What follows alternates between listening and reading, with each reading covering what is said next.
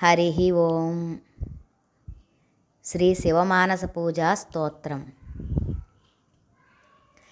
రత్నైః కల్పితమాసనం హిమజలైః స్నానం చ దివ్యాంబరం నానారత్నవిభూషితం మృగమదామోదాంకితం చందనం జాజీ చంపకబిల్వపత్రరచితం పుష్పం చ ధూపం తదా దీపం దేవదయానిధే పశుపతే హృత్కల్పితం గృహ్యతాం సౌవర్ణే నవరత్నఖండరచితే పాత్రే ఘృతం పాయసం భక్ష్యం పంచవిధం పయోదధియుతం రంభాఫలం పానకం సాకానామయుతం జలం రుచికరం కర్పూరఖండోజ్వలం తాంబూలం మనసా మయా విరచితం భక్త్యా ప్రభో స్వీకరు ఛత్రం చామరయోర్యుగం యజనకం చాదర్శకం నిర్మలం వీణాభేరిమృదంగకాహలకలాగీతం చ నృత్యం తథా సాష్టాంగం ప్రణతిస్తుతిర్బహువిధా హ్యేతత్సమస్తం మయా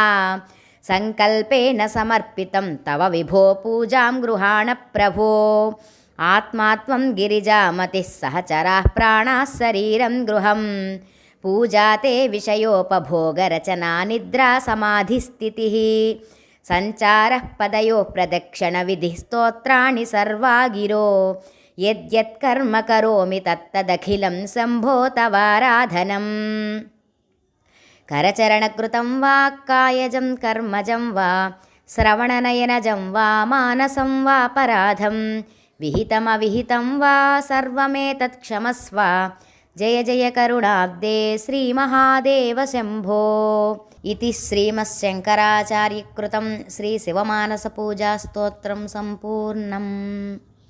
హరి ఓం తత్సత్. బ్రహ్మార్పణమస్తు.